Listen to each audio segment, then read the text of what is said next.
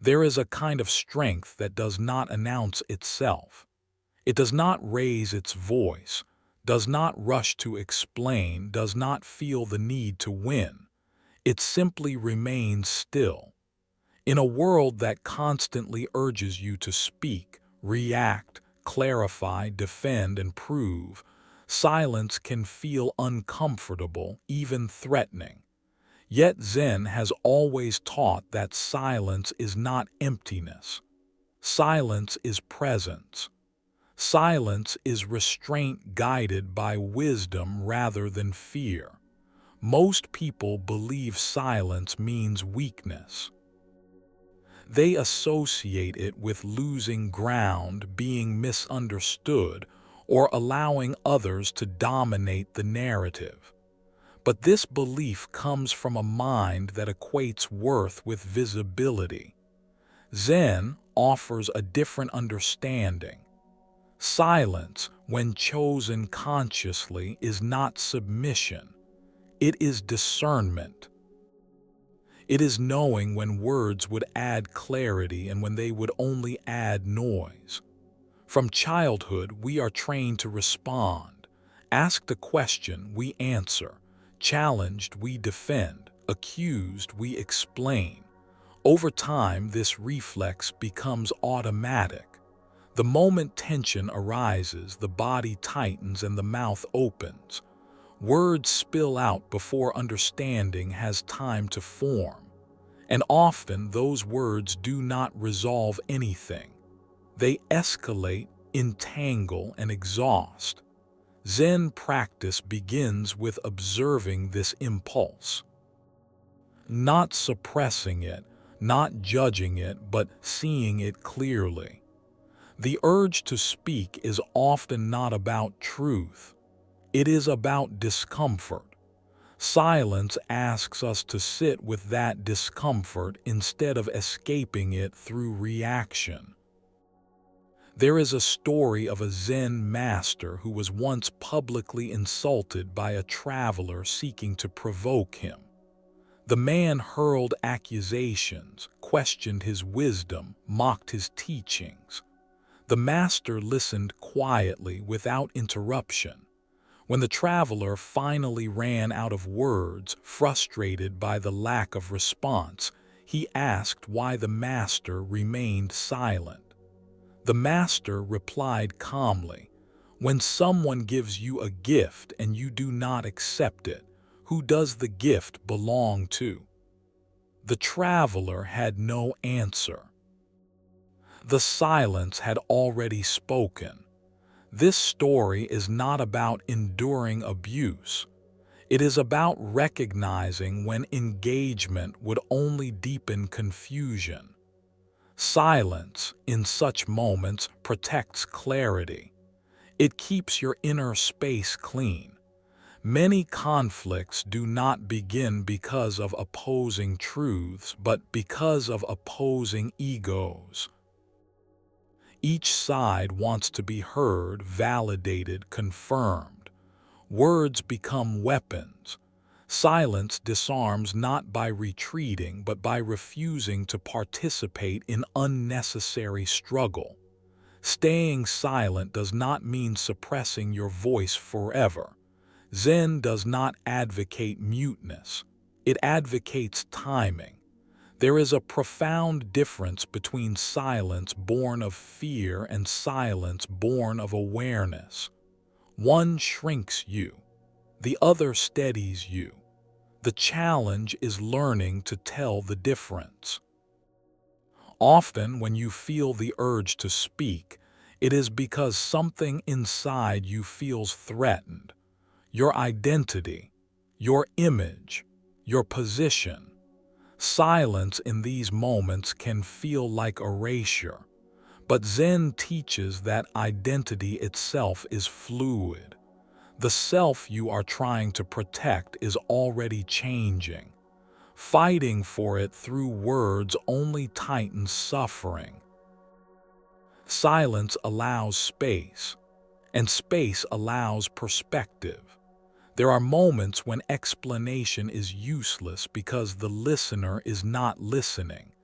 They are waiting, waiting to respond, waiting to counter, waiting to win.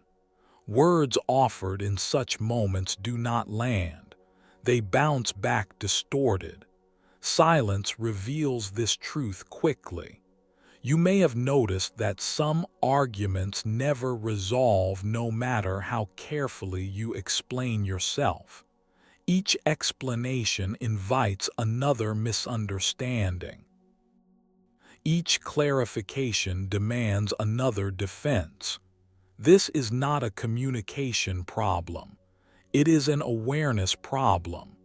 Silence ends the cycle not by fixing it, but by stepping out of it. Zen calls this non-participation, not avoidance, but conscious withdrawal from unproductive engagement. Silence also reveals intention. When you stop speaking impulsively, you begin to notice why you wanted to speak in the first place. Was it to help or to be right, to clarify or to protect your pride, to bring peace or to relieve your own discomfort? This awareness transforms communication. You begin to speak less, but when you do speak, your words carry weight. They are not rushed. They are not reactive. They arise from stillness rather than agitation. In Zen monasteries, silence is not imposed as punishment. It is practiced as training, training the mind to remain present without constant expression, training the heart to tolerate uncertainty without grasping, training the ego to loosen its grip. In silence, you begin to hear what words often drown out: tone, intention, emotion, your own inner response. Silence sharpens perception. This is why silence is especially powerful in situations charged with emotion. Anger wants immediate expression. Fear wants reassurance. Pride wants recognition. Silence interrupts these patterns. It slows the momentum. And in that slowing, wisdom has room to enter. Many people regret what they said in moments of anger, but rarely regret staying silent. Words spoken in heat linger long after the heat has passed. Silence leaves no residue. Staying silent is not about withholding truth. It is about understanding timing and readiness. Truth offered to a closed mind becomes conflict. Truth offered to an open space becomes insight. Zen does not ask you to silence yourself permanently. It asks you to become intimate with silence, so that speech becomes intentional rather than compulsive. As you move through life, there are certain moments where silence protects you more than speech ever could. Moments where responding would only drain your energy. Moments where explaining would only deepen misunderstanding. Moments where speaking would harden positions instead of softening hearts. Learning to recognize these moments is part of inner maturity. Silence also teaches humility. It reminds you that you do not need to correct everything. Not every falsehood requires your response. Not every misunderstanding is yours to resolve. Not every opinion deserves your attention. When you stop trying to control how you are perceived, silence becomes easier. You realize that clarity within matters more than clarity without. That being at peace matters more than being understood. This realization changes how you move through the world. You listen more. You react less. You conserve energy. You begin to choose when to engage rather than being pulled into every exchange. And slowly something shifts. People sense your steadiness. Some may misunderstand it as distance. Others may feel disarmed by it. But what matters is that you are no longer leaking energy through unnecessary speech. Silence becomes a boundary that does not need to be announced. As silence begins to settle into your awareness, you may start to notice that it is not the absence of sound that gives it power, but the absence of unnecessary movement within you. The mind, once used to reacting quickly, slowly learns to pause. And in that pause, situations that once felt urgent begin to reveal their true nature. Not every moment asks for your voice. Some moments ask for your restraint. There are times when emotions rise suddenly, either in you or in someone else. Words rush forward, fueled by heat rather than clarity. In these moments, silence is often misunderstood as indifference or avoidance, but Zen sees it differently. Silence here is an act of respect toward reality. When emotions are high, understanding is low. Speaking into that space rarely brings resolution. It usually multiplies confusion. You may have experienced this in your own life. A conversation begins calmly, but then a single phrase triggers old wounds. Voices rise. Defenses activate.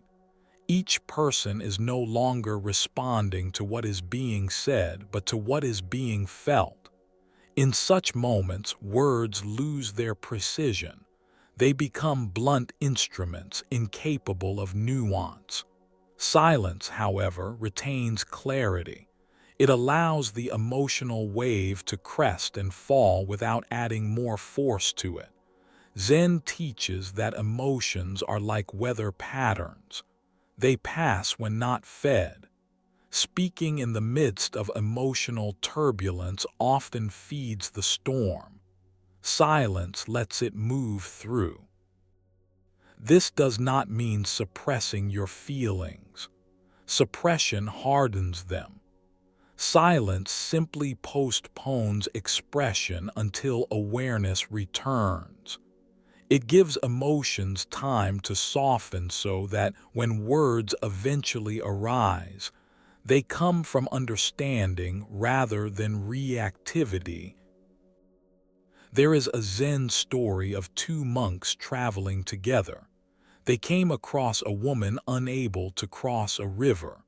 One monk lifted her and carried her across, then set her down and continued walking in silence. Hours later, the second monk finally spoke, expressing his discomfort and judgment about the action.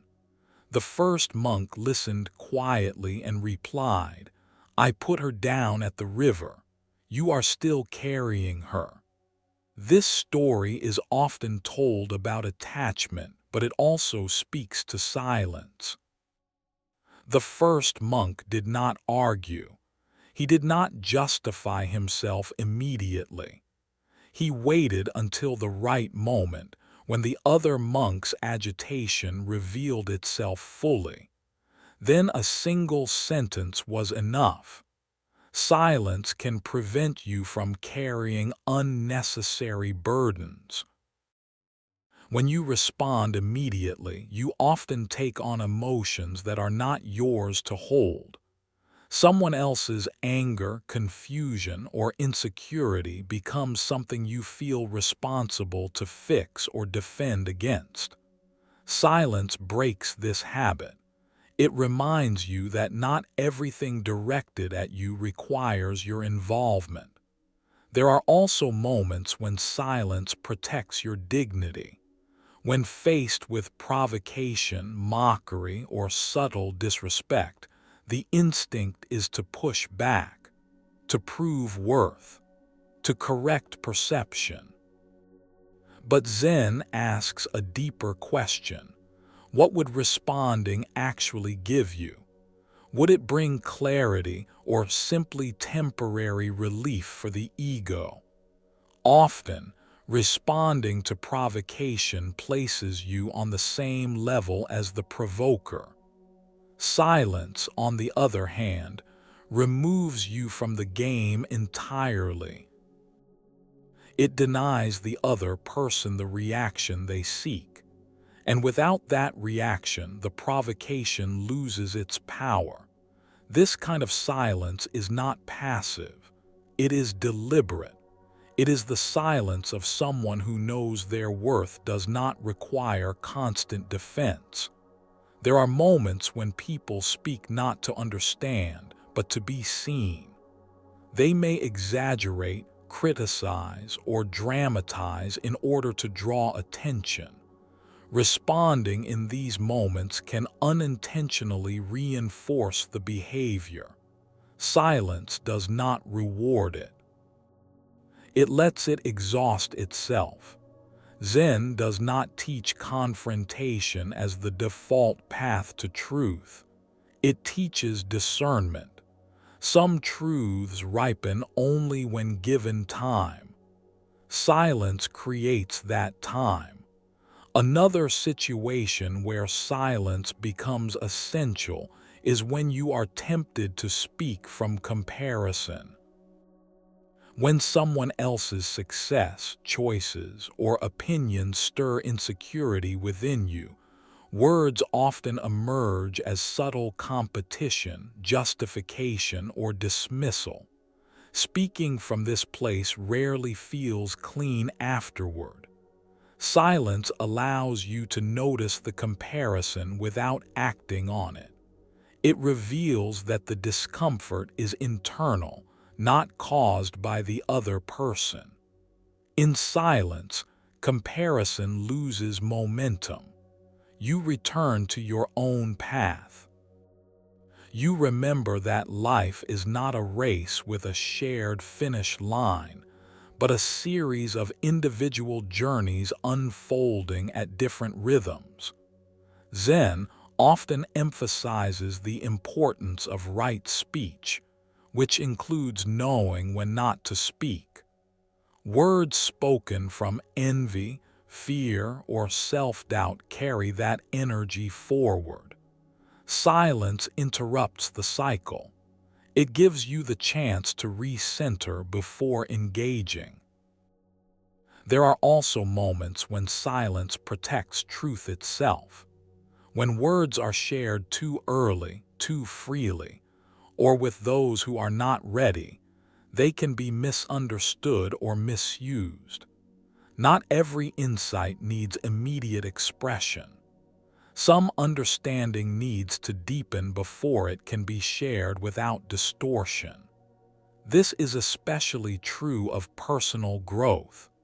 When you are changing, shedding old identities, or learning new ways of being, speaking about it prematurely can invite doubt or judgment that destabilizes the process. Silence here is not secrecy. It is incubation. It allows transformation to take root before being exposed. Zen respects this natural timing. A seed does not announce itself before it sprouts. It grows quietly beneath the surface. Silence also becomes powerful when you realize that not every question deserves an answer. Some questions are asked not out of curiosity, but out of control. They seek to define you, limit you, or pull you back into old roles. Responding to them reinforces the assumption that you owe access to your inner world. Choosing silence in these moments reclaims sovereignty. It reminds both you and the other person that your life does not require constant explanation. As you practice this, you may feel guilt. The habit of over-explaining runs deep. Zen invites you to sit with that guilt rather than obey it. Over time, you begin to see that silence does not harm genuine connection. It filters it. Those who respect you will adapt. Those who rely on your explanations for their own comfort may drift away. This is not loss, it is clarity. Silence also teaches patience. When you do not rush to respond, you allow situations to unfold further. New information arises. Emotions shift. What once seemed urgent often resolves itself without your intervention. Many conflicts dissolve when not constantly stirred. Zen monks often speak of letting mud settle. When water is disturbed, it becomes cloudy. Stirring it further does not bring clarity. Stillness does. Silence is that stillness. As this practice deepens, you may notice that your words begin to feel more intentional. You speak less, but each word carries more presence. Conversations become simpler. You listen more fully. You are no longer preparing your response while the other person is speaking. This quality of listening changes relationships. People feel seen without being analyzed, heard without being corrected, and paradoxically, your silence may invite deeper communication than constant speech ever did. As silence becomes more familiar, it no longer feels like something you are forcing yourself to do. It begins to feel like a natural response, a quiet intelligence that knows when presence is more valuable than expression. At this stage, silence is no longer only about avoiding conflict or emotional turbulence. It becomes a way of honoring depth, timing, and inner alignment. There are moments in life when things go well, when progress happens, when growth becomes visible. In these moments, the impulse to speak can be just as strong as in moments of tension. You may feel the urge to explain your success, justify your choices, or seek recognition for the effort you have invested. Yet Zen gently reminds us that speaking too much in moments of success can dissolve its stability. When you speak prematurely about achievements, plans, or inner breakthroughs, you expose them to external energy before they are fully integrated. Opinions, praise, envy, and doubt can enter and subtly shift your relationship with what you are building. Silence in these moments is not secrecy. It is protection. It allows growth to mature without interference. There is a Zen teaching that says a full cup makes the most noise. An empty cup is quiet. True confidence does not need announcement. It settles naturally into silence. When you stop narrating your progress, you begin to feel it more deeply. You allow satisfaction to arise from within rather than from external validation. Silence also becomes essential in moments of misunderstanding. There will be times when others misinterpret your intentions, your silence, or your actions. The instinct is to correct the story immediately, to explain yourself so that clarity is restored. But Zen teaches that not all misunderstandings are meant to be resolved in words. Some misunderstandings come from the listener's perspective, not from your expression. Explaining yourself to someone who is committed to misunderstanding you often leads to more distortion. Each clarification becomes another piece of material they can reshape to fit their narrative. Silence in these moments is an act of trust. Trust that truth does not always need defense. Trust that time reveals more than argument ever could. Trust that being misunderstood temporarily is less damaging than exhausting yourself trying to control perception. This kind of silence can feel uncomfortable because it challenges the ego's need to be seen accurately. But Zen reminds us that being at peace is more important than being perceived correctly. Your life is lived from the inside, not from the opinions surrounding it. There is also silence that arises naturally when you are still learning, when you are unsure, when understanding is forming but not yet stable. Speaking from uncertainty often leads to confusion. Silence allows insight to clarify itself before taking shape in words. Zen practice respects this inner gestation. Just as a thought becomes clearer when allowed to settle, wisdom becomes more precise when not rushed into expression. Silence creates the conditions for insight to ripen. Another moment where silence becomes powerful is when advice is not requested. Many people speak in an effort to help, but help offered without openness often becomes intrusion. Words meant to guide can feel like judgment when the other person is not ready to receive them.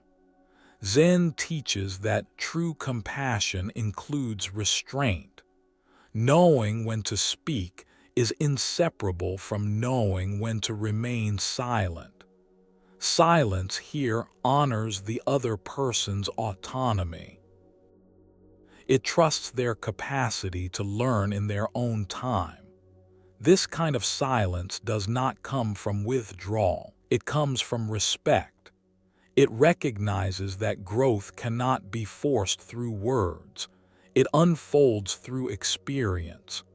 As your relationship with silence deepens, you begin to notice how much of your speech was once driven by the need to manage others' emotions, to keep things smooth, to prevent discomfort, to avoid tension. Silence challenges this habit. It teaches you that discomfort is not always harmful. Sometimes it is necessary for clarity. When you stop filling every silence, you allow truth to surface. In conversations, pauses reveal what is real. They give space for honesty. They invite depth. Silence becomes a container in which authenticity can appear. Zen practitioners often speak of silence as a mirror. When you remain quiet, others are reflected back to themselves. Without your words to lean on, they encounter their own thoughts more directly. This can feel unsettling for them, but it is not unkind. It is honest. There is also a moment where silence becomes essential in inner conflict, when your own mind is divided, when part of you wants one thing and another part resists. Speaking externally during these moments often amplifies confusion. Silence allows the inner dialogue to resolve itself without pressure. Zen meditation trains this skill. Sitting without reacting to thoughts teaches you that clarity does not come from chasing every impulse. It comes from allowing the mind to settle. Silence externally supports silence internally. As this understanding grows, you may notice that you are less interested in filling space with words. Not because you have nothing to say, but because you no longer feel compelled to say everything. You choose words more carefully. You let silence do some of the work. This changes how you experience time. Moments feel fuller. Conversations feel less rushed. You are more attuned to what is actually happening rather than what should be said about it. Silence also becomes a refuge when life feels overwhelming. Instead of explaining your exhaustion, defending your pace, or justifying your need for rest, you simply rest. Silence allows you to honor your limits without negotiation. Zen teaches that you do not need permission to be still. At this stage, silence is no longer something you use only in difficult moments. It becomes a companion, a steady presence that supports clarity, protects energy, and deepens awareness. And yet, this is not the end of the teaching. There is still a deeper layer to explore, a final refinement of silence that touches identity, ego, and the most subtle forms of inner disturbance. At the deepest level, silence is no longer something you practice only in certain situations. It becomes the ground from which your life unfolds. It is no longer a technique or a rule you follow. It is a quiet understanding that shapes how you move through the world. At this stage, silence is closely connected to identity. Much of our speaking throughout life is an attempt to confirm who we are. We speak to be seen, to be recognized, to be validated. We explain ourselves so that others understand our values, our struggles, our intentions. But Zen gently questions this impulse. It asks, who are you when you stop explaining yourself? When you no longer feel the need to constantly define who you are through words, something subtle shifts. You begin to rest in your actions rather than your explanations. Your presence becomes your statement. Silence allows your life to speak for you.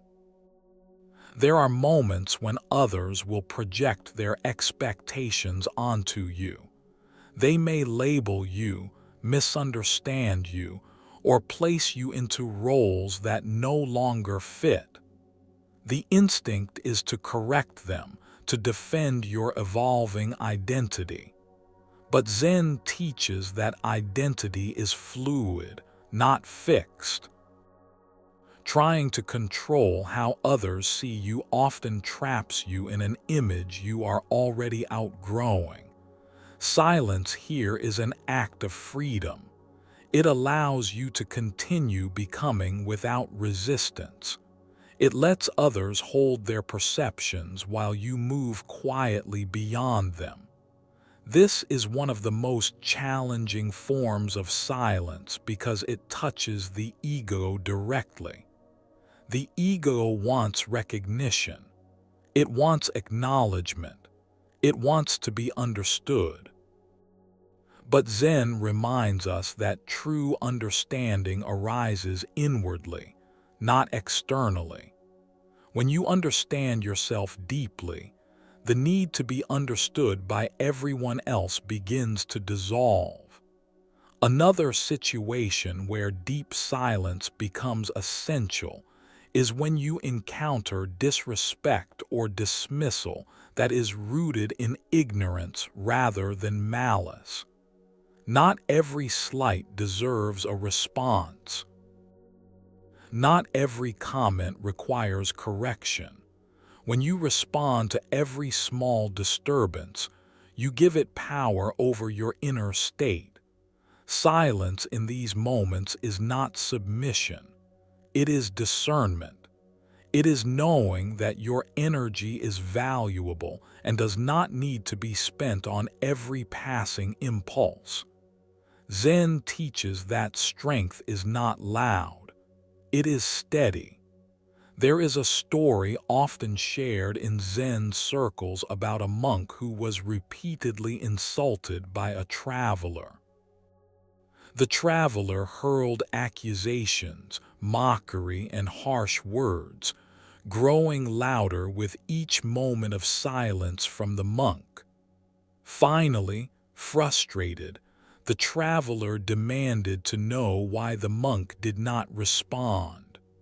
The monk looked at him calmly and asked, "If you offer a gift and it is not accepted, to whom does it belong?" The traveler paused, confused, and replied, "It remains with the one who offered it." The monk nodded gently and said, "Then I do not accept your anger." Silence in this story is not weakness. It is refusal, a refusal to internalize what does not belong to you. When you remain silent in the face of unnecessary negativity, you prevent it from entering your inner world. As silence becomes embodied, you begin to notice how much of the world is driven by reaction. Words spoken out of fear, out of comparison, out of insecurity. When you no longer participate in this constant exchange, your inner space grows quieter and wider. You also begin to listen more deeply, not just to words, but to tone, timing, and intention. Silence sharpens perception. It allows you to sense what is unsaid. In conversations, you hear beneath the surface. In situations, you recognize patterns before they fully form. Zen often emphasizes listening as a form of wisdom. When you are silent, you are not empty. You are receptive. You are present. You are aware. This awareness extends inward as well. Silence helps you notice subtle emotional shifts before they escalate. You recognize irritation as it begins, not after it has taken over. You sense fatigue before it becomes burnout. You feel misalignment before it turns into resentment. In this way, silence becomes preventative. It protects your inner harmony by allowing early recognition and gentle adjustment. At this level, silence also transforms how you relate to solitude. Being alone no longer feels empty or lacking. It feels complete. Silence becomes companionship rather than absence. You begin to enjoy moments without stimulation, without narration, without commentary. Zen teaches that peace is not something added to life. It is revealed when unnecessary noise is removed. There is also silence in joy. Quiet joy does not demand expression. It does not rush to share itself. It simply is. When you allow happiness to exist without immediately turning it into a story, it deepens. It becomes more stable. Silence allows joy to sink into the body, to root itself in experience rather than memory. As this way of being matures, speech becomes more intentional. You speak when words add clarity, kindness, or truth. You remain silent when words would only add noise. This balance is not calculated. It is felt.